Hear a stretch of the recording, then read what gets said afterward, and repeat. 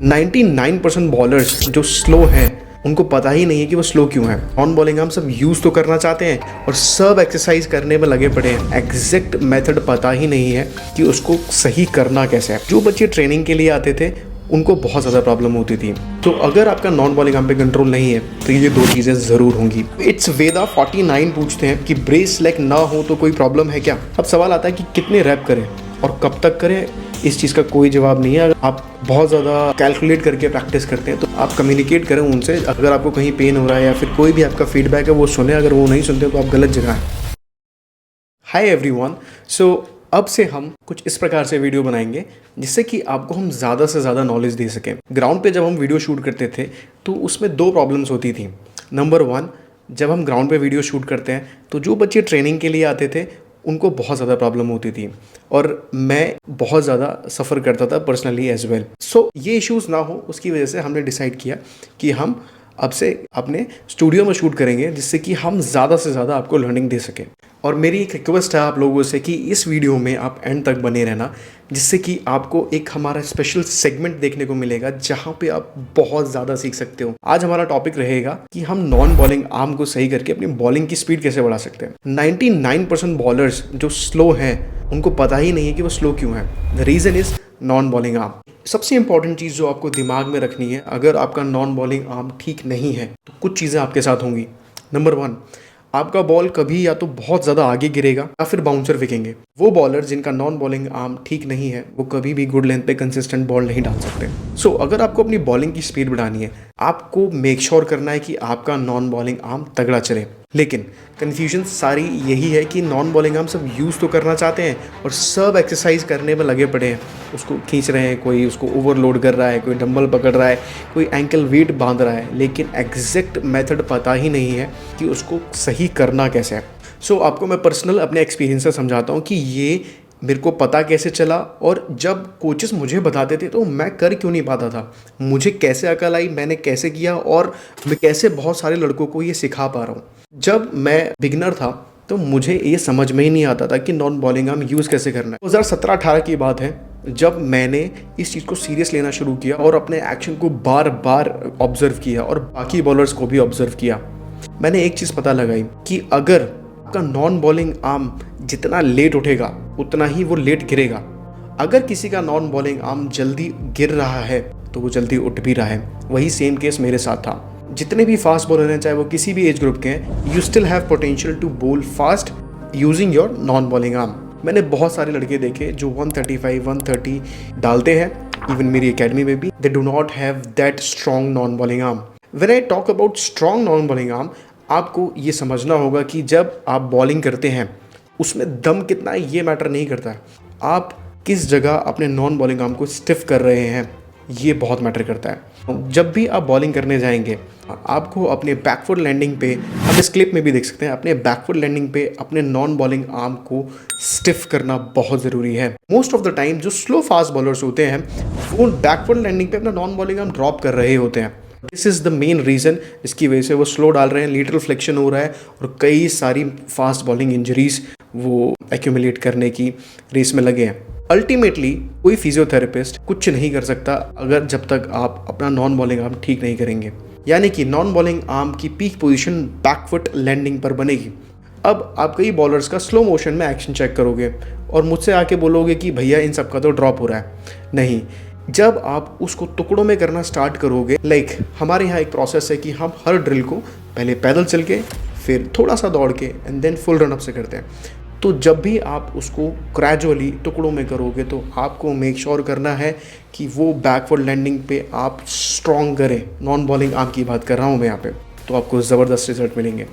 Alright, so problem आपको अब समझ में आ गई कि नॉन बॉलिंग आर्म के साथ क्या प्रॉब्लम है और एक्चुअली उसको ठीक कैसे करना है। लेकिन उसके लिए जो एग्जैक्ट ड्रिल्स करने हैं वो मैं आपको बता देता हूँ। वीडियो में आप साइड में देखेंगे भी, ये कुछ ड्रिल्स हैं जो आप कर सकते हैं। फोकस उन्हीं चीज़ पर दिया गया जो अभी मैंने थोड़ी देर पहले आपको बताया कि बैकफुट लैंडिंग जब होगी, जब पैर आपका रखा जाएगा, उस पोजीशन पे आपको अपना नॉन बॉलिंग आर्म स्टिफ कर देना है और अपनी तरफ पुल करना है। अगर आपने इस छोटी चीज़ पे बार बार ध्यान दिया तो आप बिल्कुल 100% इंप्रूव हो जाएंगे। अब सवाल आता है कि कितने रैप करें और कब तक करें और किस किस टाइम करें। देखो, इस चीज़ का कोई जवाब नहीं है। अगर आपके पास एक्सक्यूजेस हैं आप बहुत ज़्यादा कैलकुलेट करके प्रैक्टिस करते हैं, तो दोस्त आप लाइफ में बहुत कम चीज़ अचीव कर पाओगे। You need to make sure कि जब भी आपको समय मिले एकेडमी में थोड़ी देर पहले पहुंचो और थोड़ी देर बाद जाओ, और उस बीच में आपको ये सब करते रहना है। आपकी एकेडमी का प्रोटोकॉल सफ़र नहीं होना चाहिए। आप उससे पहले ही ड्रिल कर सकते हैं, उसके बाद कर सकते हैं, एंड इवन अपने कोच से भी कम्युनिकेट कर सकते हैं। वो ट्रेनिंग आपकी बहुत फ्रूटफुल रहेगी। लेकिन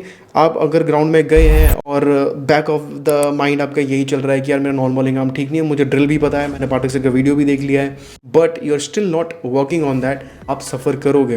अगर आपका नॉन बॉलिंग आर्म ठीक नहीं होगा और आप बॉलिंग कर रहे हो, जा रहे हो, मैचेस भी खेल रहे हो, आपको आइडिया भी है कि आप कितनी गंदी मसल मेमोरी बना रहे हो अपने हाथों की। तो जितनी चीज़ें आप लगातार गलत करते चले जाओगे वो भी पकता चला जाएगा। तो अगर आपको सही करने के लिए बार बार रेपिटेशंस की ज़रूरत है, तो आप गलत चीज़ों की रेपिटेशंस क्यों दे रहे हो, ये आपको ध्यान रखना पड़ेगा। सो ऑलवेज मेक श्योर कि आप ज़्यादा से ज़्यादा सही करने की रेपिटेशन दें, और अपने साथ एक पार्टनर ज़रूर रखें जिसको इस चीज़ का सेंस हो। अगर कोई पार्टनर नहीं मिल रहा है तो कोई परेशानी की बात नहीं है। आपको हमेशा इस चीज़ का ध्यान देना है कि एक वीडियो आप ज़रूर बना लें, हो सके तो मुझे भेज दें, मैं आपको कहीं ना कहीं से रिप्लाई ज़रूर कर दूंगा। ओके, सो ये कुछ चीज़ें थी जो आपको ध्यान रखनी है। जिस भी लड़के को अगर एकेडमी ज्वाइन करनी है, हमारी एकेडमी की वेबसाइट डिस्क्रिप्शन में दी गई है, वहाँ पे क्लिक करो, सारी इन्फॉर्मेशन वहाँ अवेलेबल है, कॉन्टैक्ट नंबर है, जस्ट गो देयर। ऑलराइट, सो इस सेगमेंट का मुझे पर्सनली बहुत ज़्यादा वेट था और हम इसको हर वीडियो में ज़रूर करेंगे जिससे कि आपको बेहतर से बेहतर रिजल्ट मिले। तो इट्स वेदा 49 पूछते हैं कि ब्रेस लेग ना हो तो कोई प्रॉब्लम है क्या? Absolutely no. अगर ब्रेस लेग नहीं होता है तो इट इज़ एब्सोल्युटली फाइन। एक चीज़ होती है ग्लूट का लॉक होना। अगर भाई आपके ग्लूट्स में ही दम नहीं है तो आप कभी भी अपने लेग को ब्रेस नहीं कर पाएंगे। अगर वो सो कॉल्ड कुछ एक्सरसाइजेस करने से आपने ब्रेस लेग को एक्यूमुलेट भी कर लिया, सर आप अपने एक्शन को बहुत ज़्यादा बर्बाद कर लेंगे। आप अल्टीमेटली बॉल डाल ही नहीं पाएंगे। So keep it natural. अपने बॉडी पे लगातार काम करते रहो, अपने एक्शन पे काम करते रहो और यूनिलेटरल वर्कआउट्स पे ज़्यादा से ज़्यादा काम करो। अगर सब कुछ सही रहा तो ब्रेस लेग ज़रूर होगा। मैं ये नहीं कह रहा कि उनके एक्सरसाइजेस मत करो, yes you should do that, but ultimately अगर वो चीज़ आपसे नहीं हो रही है बार बार करने के बावजूद, उसके पीछे मत पड़ो। ऐसे बहुत से फास्ट बॉलर्स हैं जिनका ब्रेस लेग नहीं होता है, including me as well, they still bowl fast. Okay, so उसको दिमाग से निकाल दो। सो म्यो पूछते हैं कि बेस्ट प्लायोमेट्रिक एक्सरसाइज कौन सी है फास्ट बॉलिंग के लिए? देखो, फास्ट बॉलिंग के लिए सारी एक्सरसाइज ज़रूरी है, बट जिस भी एक्सरसाइज पे आपकी कमांड है, सपोज करो पुशअप पे ही कमांड है, start doing plyometric version of that. आपको सिर्फ क्लैपिंग पुशअप्स पे ध्यान देना शुरू कर देना है। ऐसे ही अगर स्क्वाट्स पे कमांड है, jumping squats. So best waste कुछ नहीं होता है, फोकस ऑन जिस पे कमांड है उसका प्लायोमेट्रिक वर्जन आप उसमें डाल दो। अगर आपको कभी भी कोई भी डाउट हो, आप हमारे इंस्टाग्राम पेज पे जाके डायरेक्ट मुझे मैसेज कर सकते हैं और मैं ज़रूर रिप्लाई करने की आपको पूरी कोशिश करूंगा। Alright, so next question it's Anish .12 पूछते हैं, भैया एक बॉलर का रूटीन बनाइए। सो मैं आपको इस वीडियो में ही बता देता हूँ कि एक डिसेंट फास्ट बॉलर का रूटीन क्या होना चाहिए। सबसे पहले तो ये बहुत बेसिक है, इसमें तुम ऐड कुछ भी कर सकते हो। अगर ये नहीं कर पा रहे हो तो आप शायद ही कुछ बन पाओ। सो नंबर 1, सुबह टाइम पे उठना शुरू करो। ये सबसे ज़्यादा इंपॉर्टेंट है। अगर आप टाइम पे उठोगे तो आपकी बॉडी कुछ ना कुछ तो ज़रूर कराएगी। सुबह उठते ही आपको ग्राउंड पे जाना है। ग्राउंड पे जाने के बाद आपको अपनी बॉडी को स्ट्रेच ज़रूर करना है, माइंड पे फोकस करना है। फोकस करने के लिए आप मेडिटेशन, विजुअलाइजेशन और अफर्मेशंस का सहारा ले सकते हो। दूसरी चीज़, कोई भी छोटा वर्कआउट आप कर सकते हो। जो भी आपका वीक पार्ट्स हैं उनको जाके सुबह कवर करो। सपोज करो आपका कोर वीक है, उसकी ट्रेनिंग कर लो आप। अगर आपका हिप फ्लेक्सर्स वीक है, उनकी ट्रेनिंग कर लो। अगर आप भागने में वीक हो तो आप भागो जाके। जो भी वीक है वो सुबह ही हिट कर दो। ओके, सो ये तो हो गया सुबह का पार्ट। अब आता है आफ्टरनून या फिर सेकेंड हाफ में जब आप प्रैक्टिस पे जाते हैं, वो आप अपने कोच पे छोड़ दो। आप उसमें ज़्यादा इन्फ्लुएंस मत करना उनको जो कराना है आप वो करो। बस थोड़ा सा आप कम्युनिकेट करें उनसे। अगर आपको कहीं पेन हो रहा है या फिर कोई भी आपका फीडबैक है वो सुने। अगर वो नहीं सुनते तो आप गलत जगह हैं। ये सब करने के बाद आपका एक खुद का स्ट्रेंथ एंड कंडीशनिंग प्रोग्राम होना चाहिए जिससे कि आप आपकी बॉलिंग में इम्प्रूव कर सकें फिजिकली। दूसरी चीज़, आप थोड़ा बहुत पढ़ो, ये बहुत ज़रूरी है। अदरवाइज़ आपको कोई भी बेवकूफ़ बना के चला जाएगा। अगर आप में दिमाग ही नहीं है, कुछ चीज़ें समझ में ही नहीं आती, तो आप मेरी भी बात सुनोगे, दूसरे लोगों की भी बात सुनोगे और सब कुछ फॉलो करोगे। सुनने में कोई प्रॉब्लम नहीं है, लेकिन फॉलो करने में दिक्कत है। आपको वो फॉलो करना है जो आपके लिए काम करता है। तो रूटीन के लिए आप कोशिश करो कि अपने पास एक स्ट्रेंथ एंड कंडीशनिंग प्रोग्राम होना चाहिए। आप खुद भी बना सकते हो अगर आप में थोड़ा बहुत सेंस है। इवन चाहो तो आप कोचेस की भी हेल्प ले सकते हो, they will definitely help you. So ultimately कहने का मतलब है कि आपको शाम को अपना थोड़ा सा जिम में ट्रेनिंग करनी है, लेकिन डेली नहीं, एज पर योर प्रोग्राम। सो ये कुछ चीज़ें हैं, और रात में जितना जल्दी हो सके उतना जल्दी सोने की कोशिश करिए जिससे कि आपकी रिकवरी पूरी हो सके। ये बिल्कुल मिनिमम रिक्वायरमेंट है, बेयर मिनिमम रिक्वायरमेंट है। अगर आप ये कर लेंगे तो शायद आप लाइफ में और ज़्यादा प्रोडक्टिव होके और ज़्यादा दिमाग चला के आगे बढ़ जाए। अगर आपसे ये भी नहीं होगा तो आई एम सॉरी, आप शायद ही कुछ कर पाए।